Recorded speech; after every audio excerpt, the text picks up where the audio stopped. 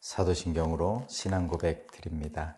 나는 전능하신 아버지 하나님 천지의 창조주를 믿습니다. 나는 그의 유일하신 아들 우리 주 예수 그리스도를 믿습니다. 그는 성령으로 잉태되어 동정녀 마리아에게서 나시고 본디오 빌라도에게 고난을 받아 십자가에 못 박혀 죽으시고 장사된 지 사흘 만에 죽은 자 가운데서 다시 살아나셨으며 하늘에 오르시어 전능하신 아버지 하나님 우편에 앉아 계시다가 거기로부터 살아있는 자와 죽은 자를 심판하러 오십니다. 나는 성령을 믿으며 거룩한 공교회와 성도의 교제와 죄를 용서받는 것과 몸의 부활과 영생을 믿습니다. 아멘. 찬송가 425장입니다. 425장입니다.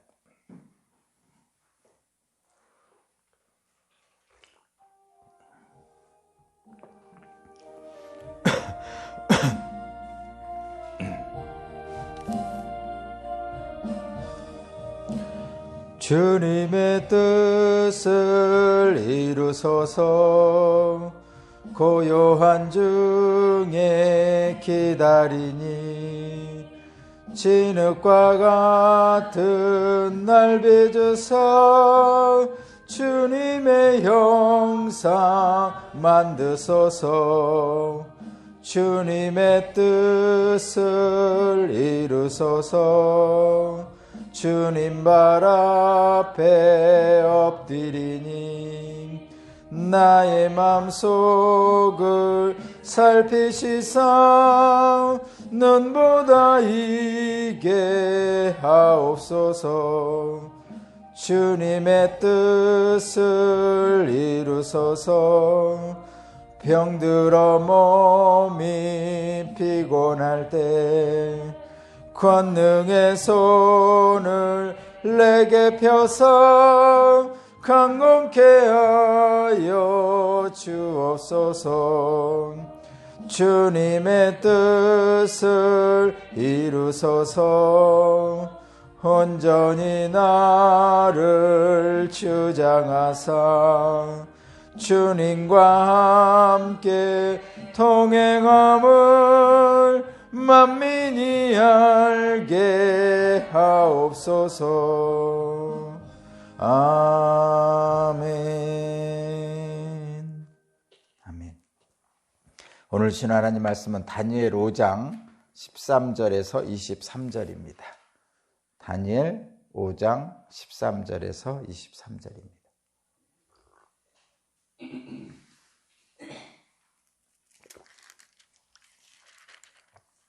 다니엘 5장 13절에서 23절까지 말씀을 제가 봉독하겠습니다. 다니엘이 왕 앞에 나오니 왕이 다니엘에게 물었다. 그대가 바로 나의 부하께서 유다에서 데려온 유다 포로 가운데 하나인 그 다니엘이란 사람이요. 나는 그대 이야기를 들었소. 그대에게는 신들의 영이 있고 명철과 총명과 탁월한 지혜가 있다고 들었소.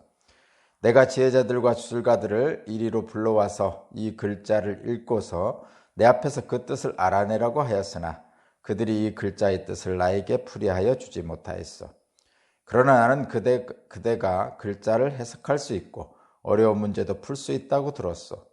지금 그대가 이 글자를 읽고 나에게 뜻을 풀이하여 주면 그대에게 자색 옷을 입히고 목에 금 목걸이를 걸어주고 이 나라에서 셋째 가는 통치자로 삼겠소. 다니엘이 왕 앞에서 아뢰었다. 임금님이 주시겠다는 선물은 거두시고 임금님이 내리실 상급은 다른 사람에게 주시기 바랍니다. 그럴지라도 저는 이 글자를 읽고서 그 뜻을 풀이하여 임금님께 알려드리겠습니다. 임금님, 가장 높으신 하나님이 임금님의 아버지 느부갓네살 왕께 나라와 큰 권세와 영광과 위엄을 주셨습니다. 하나님이 그에게 큰 권세를 주셨으므로 민족과 언어가 다른 뭇 백성들이 그 앞에서 떨면서 무서워했으며 부친께서는 마음대로 사람을 죽이기도 하고 마음대로 사람을 살리기도 하고 마음대로 사람을 높이기도 하고 마음대로 사람을 낮추기도 하셨습니다. 그러나 부친께서 마음이 높아지고 생각이 거만해지셔서 교만하게 행동하시다가 왕에게서 왕위에서 쫓겨나셔서 명예를 잃으신 일이 있었습니다. 사람 사는 세상에서 쫓겨나시더니 그의 마음은 들짐승처럼 되셨고 들나귀와 함께 사셨으며 소처럼 풀을 뜨셨고 몸은 하늘에서 내리는 이슬로 젖으셨습니다.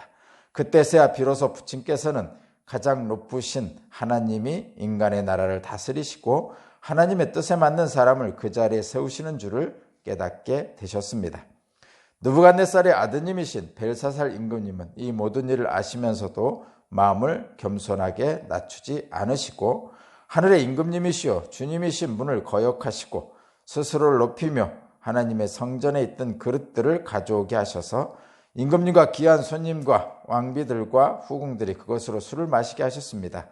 그리고 임금님은 보거나 듣거나 알지도 못하는 금과 은과 동과 새와 나무와 돌로 만든 신들은 찬양하면서도 임금님의 호흡과 모든 길을 주장하신 하나님께는 영광을 돌리지 않으셨습니다. 아멘.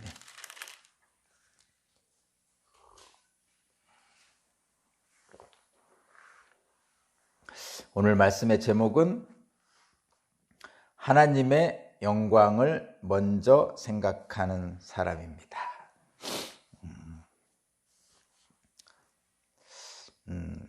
또 다른 제목은 돌이키는 것이 중요합니다. 돌이키는 것이 핵심입니다. 두 가지 제목이고요. 어제 말씀에 벨사살 왕이 잔치를 벌이는 중에 교만한 잔치를 벌였죠. 자신의 왕권이 아버지 느부갓네살 왕 때보다 불안정했습니다. 그래서 자신의 왕권을 과시하고자 허세를 부리고자 그리하여 혹시라도 자신의 왕권을 좀 더 강화시킬 목적으로 정치적 목적으로 천여 명의 사람들을 불러 모아서 왕궁에서 잔치를 했습니다. 허세를 부리는 겁니다. 어제도 말씀드렸듯이 빈수레가 요란하다고 자신의 마음속 깊은 곳이 공허한 사람들은 거칠애를 많이 합니다. 그런데 늘 제가 느끼는 건데 비싼 옷을 입고 비싼 집에서 고급 차를 타고 산다고 해서 그 사람이 대단한 것은 아닙니다. 제가 이렇게 잘 살펴보니까 백화점에 산 옷을 입은 사람과 그냥 시장에서 산 옷을 입은 사람과 두 사람이 있을 때 물론 옷 자체는 백화점에서 산 게 훨씬 고급스럽고 그렇습니다. 그렇지만 그 옷을 누가 입느냐에 따라서 그 사람의 전체적인 모습은 달라집니다. 그러니까 옷에 따라서 달라진다고 생각하고 그걸 옷만 보는 사람은 겉만 보는 사람이고 그러나 전체적으로 보이는 그 품격은 그 사람이 사람에 따라서 달라집니다. 옷에 따라 달라지지 않습니다. 그건 분명합니다. 여러분 잘 보시면 그것이 보입니다. 그런 허세를 부리던 왕 앞에 벨사살 왕 앞에 하나님께서 예언을 계시를 하시죠. 손을 보내셔서 글씨를 쓰게 합니다. 잔치를 벌이는 중에 왕 앞에 그런 일이 벌어지니 얼마나 놀랐겠습니까? 놀란 벨사살 왕이 그 왕궁에 있는 지혜자들을 불러 모아서 그 글씨를 해석하라고 합니다. 그런데 당연히 아무도 해석할 수 없겠죠. 그러자 어머니죠. 벨사살 왕의 어머니, 그래도 이제 연세가 지긋하고 경험을 많이 한 그 지혜가 있는 그 어머니가 아버지 느부갓네살 왕에게 있었던 일을 이야기하면서 벨사살 왕에게 조언을 해줍니다. 아버지 느부갓네살 왕 때 꿈을 꾸었는데 그것을 다니엘이라는 사람이 잘 해석해서 하나님의 심판을 면하고 하나님의 긍휼함을 입었다라고 알려줘서 벨사살 왕이 그 말을 듣고 이제 다니엘을 부릅니다. 다니엘을 불러서 말하는 장면이 오늘 장면입니다. 근데 여기서 이제 다니엘을 부른 벨사살 왕이 뭐라고 말하냐면 13절을 제가 한번 읽을게요. 다니엘이 말하는, 그 벨사살 왕이 다니엘에게 말하는 부분이 13절, 14절인데 13절을 먼저 볼게요. 다니엘이 왕 앞에 나오니 왕이 다니엘에게 물었다. 그대가 바로 나의 부왕께서 유다에서 데려온 유다 포로 가운데 하나인 그 다니엘이라는 사람이요. 이렇게 물어봤습니다. 다니엘에 대한 평가를 지금 하고 있는 거예요. 다니엘에 대한 가치를 지금 이 왕이 얘기하고 있는 겁니다. 이 벨사살 왕에게는 다니엘은 그저 포로 중에 한 사람입니다. 그렇다는 얘기는 벨사살 왕에게는 잊혀진 사람이죠. 잊혀진 사람입니다. 그런데 똑같은 이 왕의 말인데 그 다음 말 14절을 제가 한번 읽어볼게요. 14절. 나는 그대의 이야기를 들었어. 그러니까 왕이 들은 이야기입니다. 어머니한테. 그대에게는 신들의 영이 있고 명철과 총멸과 탁월한 지혜가 있다고 들었어. 이렇게 해놨죠. 그러니까 이 13절은 벨사살 왕이 생각하는 다니엘, 즉 포로 중에 한 사람이고 잊혀진 사람이었습니다. 그런데 14절은 하나님이 생각하는 다니엘이죠. 하나님의 사람의 모습이죠. 하나님의 영이 있고 하늘의 지혜와 총명이 있는 사람입니다. 그러니까 벨사살 왕은 겉으로만 사람을 보는 사람, 그래서 포로 중에 한 사람으로만 다니엘을 볼 수밖에 없었고, 그러나 다니엘의 진정한 가치는 바로 하나님의 영이 있는 지혜와 총명이 있는 사람이라는 거죠. 이것을 알아보느냐 알아보지 못하느냐가 바로 영적인 삶을 사느냐 아니냐의 어떤 기준입니다. 그러니까 겉으로 보이는 것만 보면 패망합니다. 잘못된 길을 갈 수가 있어요. 그래서 저와 여러분들은 입은 옷의 가격을 보는 것이 아니고 옷을 입은 사람을 보아야 됩니다. 이 벨사살 왕은 겉만 봤죠. 그리고 나서 이 벨사살 왕은 다니엘에게 제안을 합니다. 글자를 해독해주면 보상을 해주겠다고 그럽니다. 그 16절 제가 한번 읽어보겠습니다. 16절. 그러나 나는 그대가 글자를 해석할 수 있고 어려운 문제도 풀 수 있다고 들었어. 지금 그대가 이 글자를 읽고 나에게 뜻을 풀이하여 주면 그대에게 자색 옷을 입히고 목에 금 목걸이를 걸어주고 이 나라에서 셋째 가는 통치자로 삼겠어. 지금 이 벨사살 왕은 다니엘에게 제안을 하는 거죠. 급박한 벨사살 왕이 불안과 두려움을 해결하기 위해서 다니엘을 불러놓고 그에게 이 불안과 두려움을 해결해 주면 보상을 주겠다고 지금 하고 있습니다. 그런데 이것도 마찬가지. 겉만 보는 사람은 그 해결도 보상도 거칠에만 해줍니다.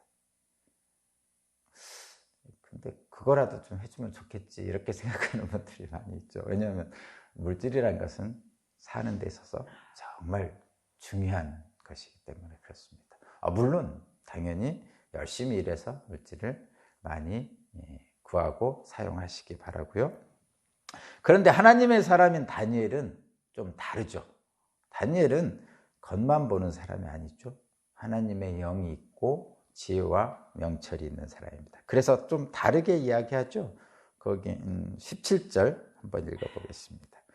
17절. 다니엘이 왕 앞에서 아뢰었다. 임금님이 주시겠다는 선물은 거두시고 임금님이 내리실 상급은 다른 사람에게 주시기 바랍니다. 그렇게 해도 글자를 해독하겠습니다. 이런 거죠. 다니엘처럼 이런 일이 있었어요. 말하자면 다니엘이 꿈을 해석할 수 있죠. 하나님의 영이 있는 사람이니까 당연히 그렇습니다. 그리고 다니엘은 능력이 있다는 거죠. 첫 번째, 능력이 있습니다. 그리고 왕의 제안은 솔깃합니다. 사실 저와 여러분이 지금 이 장면에 딱 있다고 생각해 보세요. 당연히 저와 여러분은 꿈을 해석할 능력이 있고 또 왕의 제안은 솔깃합니다. 이 나라의 셋째 자리에 위치해 준다는 거 아니에요. 모든 금은 보화를 다 주고 솔깃하죠. 그래서 이렇게 생각하죠. 저도 가끔 그런 생각을 하긴 하는데 어떻게 생각하냐면 야, 내가 왕의 금은 보화를 받아서 뭐 하나님의 영광으로 해서 사용하면 되지.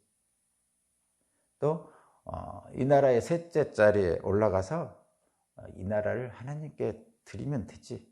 이렇게 생각하는 분들이 거의 대부분이죠. 거의 대부분이다, 실제로. 근데 다니엘은 이렇게 생각 안 했죠. 근데 다니엘은 왜 이렇게 생각 안 하냐면, 다니엘은 그 너머를 이미 본 사람이죠. 그 너머란 것은 세상 사람들이 보는 것만 보는 것이 아니라 세상 사람들이 보지 못하는 하나님의 그곳, 세상의 그 너머를 본 사람이죠. 세상의 그 너머를 본 사람은 세상에서 추구하는 가치들, 이 왕이 제안하는 이런 보상들이 사실은 이 사람에게는 그렇게 중요하지 않습니다. 이런 거하고 비슷한 거예요. 우리가 100만 원이 필요할 때는 정말 돈 10만 원, 만 원이 중요합니다. 근데 우리가 10억을 가지고 있으면요, 사실 10만 원, 100만 원이 그렇게 물론 중요하지만 귀하지만 그것에 연연하지 않는 거죠. 연연하지 않는다는 뜻입니다. 그래서 이 세상에서 물질이 물론 중요합니다. 지위도 중요합니다. 그런데 그 이상을 너머를 바라본 다니엘을 본 사람은 이 세상의 그것들이 이 사람을 좌우하지 못하는 거죠. 그걸 소위 말해서 세상이 감당하지 못하는 사람이라는 거예요. 보통은 왕의 이런 제안에 사람들은 다 넘어갑니다. 그것이 세상 사람들의 정상이죠. 그래서 왕의 권력과 권세에 굴복하게 되어 있습니다. 왜냐하면 이런 제안은 솔깃하니까. 근데 다니엘은 그렇지 않기에 왕이 이 다니엘을 감당하지 못하는 거죠. 왕의 권력과 권세에 굴복하지 않는 겁니다. 그것이 신앙인이고 그렇습니다. 그렇게 됐으면 좋겠는데 사실 저도 그렇고 여러분도 그렇고 육체의 연약함 때문에 그렇게 잘 안 되죠. 그런데 그쪽을 향해 가는 것입니다. 함께 가시죠. 어쨌든 하나님의 영광을 먼저 생각하는 사람이 다니엘이죠. 지금 자신의 영광을 먼저 생각하는 게 아니라 하나님의 영광을 먼저 생각. 그래서 다니엘은 이렇게 요구합니다. 이 벨사살 왕의 요구를 듣고 보상은 필요 없습니다. 다만 이 꿈의 해석을 통해서 무엇을 원하느냐면 하나님의 권세를 인정하고 하나님의 뜻에 따라 통치하기를 바랍니다. 이렇게 얘기합니다. 나머지 부분은 되게 길어요. 느부갓네살 왕 이야기를 하면서 결론은 그것입니다. 하나님의 주권을 인정하십시오. 그리고 하나님이 말씀하시는 정의와 공평으로 백성들을 다스리십시오. 이 얘기를 지금 결론적으로 하고 있는 것입니다. 그것이 다니엘과 같은 사람은 하나님의 영광을 먼저 생각하는 사람이고 저와 여러분도 그 길을 가는 신앙인입니다. 이것이 예언자적 사명이죠. 예언자적 사명은 거듭 말씀드리지만 구약 성경에 의하면 예언자는 따로 있었죠. 하나님의 영이 임하는 예언자들이 다 따로 있습니다. 모세를 비롯해서 쭉 다 여러분도 다 아시는 이사야, 엘리야 다 예언자죠. 그러나 신약 성경으로 들어와서 예수님 이후의 예언자는 특별히 없습니다. 그리고 예수님께서 그 이유는 뭐냐면 예수님께서 십자가에 돌아가시면서 성전의 휘장이 위에서부터 아래로부터 갈라졌습니다. 그 후부터는 예언자, 제사장, 왕, 이 모든 것이 예수님 한 분에게 집중되고 그 세 가지의 역할이 모든 사람에게 주어졌습니다. 그러니까 성소의 휘장이 갈라지면서 성소와 세상을 구분하던 막이 사라지고 모든 사람이 하나님 앞에 나아가 예배드리고 기도드리고 제사드리고 말씀 받고 그렇게 할 수 있는 거죠. 지금은 만인제사장이라고 그럽니다. 지금은 하나님 앞에 선 단독자로서 각 사람이 하나님 앞에 섭니다.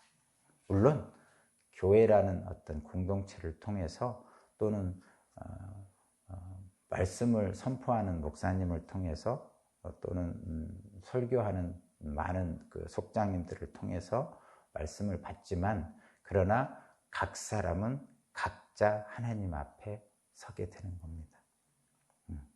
자, 그러면 그런 각자 하나님 앞에 선 사람은 각 사람이 제사장, 왕, 예언자의 역할을 해야 된다는 것입니다. 오늘 본문에 보면 다니엘은 예언자적 역할을 하고 있는데 그 예언자의 선포가 아주 담대하죠. 사실 왕 앞에 선 거 아니에요. 그 잘못하면 죽을 수도 있는 겁니다. 우리는 이런 느낌을 잘 받지 못하지만 옛날의 왕은 무소불위의 권위를 가지고 있죠. 오늘 말씀에 그것도 있죠. 그 왕은 어떻게 하느냐면 마음대로 사람을 죽이기도 하고 마음대로 사람을 살리기도 하고 마음대로 사람을 높이기도 하고 마음대로 사람을 낮추기도 하는 권능을 가지고 있는 게 왕이었어요, 옛날에. 그렇다면 왕 앞에 서서 왕의 불안과 두려움에 두려움 앞에 앉아서 말한다는 것은 정말 어려운 일입니다. 그럼에도 불구하고 다니엘은 거듭 말씀드리지만 하나님의 사람이고 그 세상 너머를 본 사람이기 때문에 왕 앞에 담대하죠. 그러니까 신앙인은 그래서 세상의 권력 앞에 담대할 수 있는 겁니다. 다니엘은 예언자로서 담대한 선포를 합니다. 하나님께 영광을 돌리지 않고 스스로 영광을 취하는 교만한 자인 벨사살 앞에서 담대하게 얘기를 합니다. 참 감히 글쎄 감이라는 표현을 써야 되는지 모르지만 두렵지 않은지 어떤 예언자적 사명을 가지고 하나님 말씀을 담대하게 선포합니다. 그러면서 왕의 문제점을 지적하죠. 벨사살 왕의 문제점을 지적합니다. 그 23절 한번 읽어보겠습니다. 굉장히 어려운 일이에요. 이렇게 왕 앞에서 왕의 문제를 지적하는 게. 자, 제가 23절 읽어보겠습니다. 하늘의 임금님이여 주님이신 분을 거역하고, 벨사살 왕이 네가 그랬다는 거죠. 한마디로 얘기하면 스스로를 높이시며 네가 높였다 스스로. 여기 지금 존댓말을 쓰고 있지만 왕 앞에서 얘기하니까 존댓말을 쓴 거지 하나님의 입장에서 보면 그런 거예요. 네가 하나님을 거역하고 네가 너 스스로를 높이고 하나님의 성전에 있는 그릇들을 가져오게 해서 네가 손님을 대접해서 그것으로 술 마시고 또 듣지도 알지도 못하는 우상들을 네가 섬기면서도 하나님께 영광을 돌리지 않았지 않느냐 이놈아, 이렇게 하고 있는 거예요 지금. 지금 그런 겁니다. 그래서 예언자의 담대한 선포를 하는 거죠. 대단하죠? 저와 여러분이 좀 그런 마음 자세를 갖고 행동했으면 좋겠고요. 느부갓네살 왕의 예를 따라서 행동하라고 합니다. 그러니까 느부갓네살 왕은 처음에는 교만했죠. 당연히 교만할 만했죠. 느부갓네살. 벨사살 왕은 사실은 교만할 자격이 별로 없어요. 왜냐하면 아버지 느부갓네살 왕 거를 그냥 유산으로 물려받은 거죠. 그러니까 유산으로 물려받은 사람은 자기가 이룬 게 아니잖아요. 그러면 사실은 교만할 수가 없는 건데 이런 사람들이 교만하죠. 느부갓네살 왕은 정말 대단한 왕입니다. 세상적으로 이루어야 될 모든 성공과 성취를 이룬 사람이죠. 그래서 교만했습니다. 당연히 교만할 거예요, 인간들. 그때 하나님께서 그를 심판하셨죠. 그리고 이 느부갓네살 왕은 돌이키죠. 그래서 다시 하나님의 은총을 받습니다. 아버지 느부갓네살 왕의 교만으로 심판을 받았지만, 아버지 느부갓네살 왕은 교만으로 심판을 받았지만 회개함으로 하나님의 긍휼하심을 받았습니다. 아들 벨사살 왕은 느부갓네살 왕에 따라서 겸손하게 하나님의 주권을 인정하고 공의로 통치한다면 하나님의 긍휼을 받을 수 있습니다 라고 얘기하는 거예요, 다니엘은. 그래서 돌이키는 것이 중요합니다 라고 얘기하는 거예요. 자, 제가 돌아온 탕자 예를 굉장히 많이 드는데, 돌아온 탕자 예 중에 가장 많이 드는 부분 아시죠? 어떤 부분이에요? 그가 허랑방탕하게 먼 나라에서 다 쓰고 나서 마지막에 돼지 지엽 열매를 먹고 있잖아요. 돼지하고 먹을 거를 다투고 있잖아요. 그때를 제가 제일 많이 사용하죠. 그때 갑자기 문득 아버지의 생각이 나잖아요. 그죠? 아버지의 생각이 납니다. 내가 아버지 집에 있었을 때는 이런 대접 받지 않았는데, 내가 아버지 집에 있었을 때는 이렇게 돼지와 먹을 것을 다투지 않았을 때, 이런 생각이 문득 듭니다. 성령이 들게 하시는 겁니다. 이때 사람들의 행동이 그 사람의 삶을 결정합니다. 이때 다양한 생각을 하죠. 어떤 사람은 내가 무슨 자격이 있어서 아버지께 갈 수 있을까? 내가 체면이 있지 못 가지. 이렇게 사느니 차라리 뭐 이런 생각을 하는 사람들이 제일 많습니다. 안타깝지만. 그런데 저와 여러분은 신앙인이죠. 신앙인들은 돌아온 탕자처럼 해야 됩니다. 빨리 아버지께로 가야지. 그리고 뒤도 안 돌아보고 아버지한테로 달려가는 거죠. 물론 그 달려가는 모습은 머리는 다 빠지고 헝클어지고 옷은 다 헤어지고 찢어지고 신발은 밑창이 다 떨어져 나갔지만, 그러나 그 모습 그대로 기다리시는 아버지가 버선발로 뛰어나와서 안아주시잖아요. 그러니까 저와 여러분들은 그걸 알기 때문에 중요한 것은 거기서 돌이키는 거예요. 돌이키는 게 중요합니다. 이 벨사살 왕도 마찬가지입니다.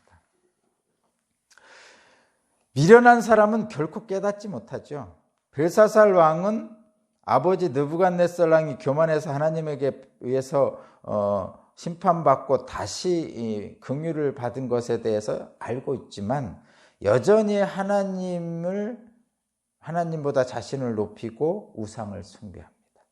이 교만한 마음으로는 결코 하나님을 볼 수 없기 때문에 그렇습니다.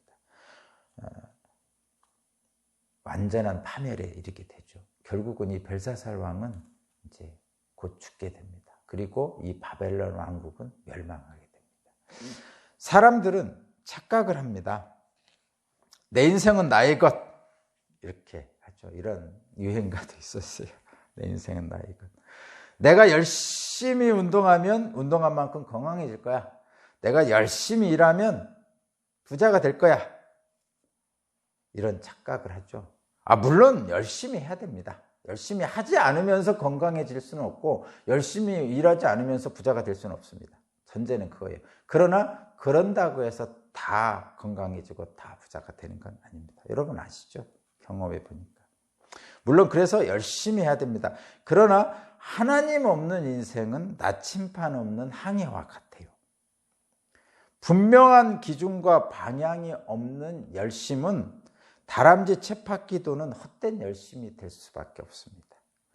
스스로 할 수 있는 것과 할 수 없는 것이 있습니다. 세상에는. 할 수 있는 것은 열심히 하되 할 수 없는 것은 하나님을 의지해야 됩니다. 그럼 어떻게 하면 됩니까? 구분 좀 해주세요. 이렇게 하면 되죠. 하나님의 말씀에 의지해서 나의 자리에서 내게 주어진 일을 내가 마땅히 해야 될 일을 열심히 하는 거죠. 말씀에 의지해야 됩니다. 그 얘기는 하나님께 감사와 찬양을 돌리면서 하면 되는 겁니다. 사실은 어려운 일 아니지만 되게 어려운 일이죠. 저와 여러분이 다니엘과 같은 예언자적 사명을 가진 사람들입니다. 세상이 감당하지 못하는 신앙인입니다. 세상이 굴복시키지 못하는 신앙인들입니다. 다니엘의 모습을 보면서 오늘 또 세상 너머를 본 다니엘처럼 담대하게 살아가는 저와 여러분 되기를 바랍니다. 내가 먼저 사랑하고 내가 더 사랑하고 그 길로 가겠습니다라고 하는 저와 여러분 되시길 바랍니다. 기도드리겠습니다. 하나님의 영광을 먼저 보지 못하고 나의 스스로의 영광을 바라보고 있지는 않는지, 벨사살 왕의 어리석음이 내 안에 있지는 않은지 다시 돌아보게 하셨습니다. 돌아온 탕자처럼 돌이키겠습니다. 나의 안고 섬을 다하시는 하나님을 의지하고 교만한 태도와 교만한 말이 하나님의 말씀으로 잘 정제되고 가지치기 되어서 오늘도 하나님 말씀대로 겸손하게 살 수 있는 저와 여러분이 되게 하여 주옵소서. 감사드리며 예수 그리스도 이름으로 기도합니다. 아멘. 하나님 감사합니다.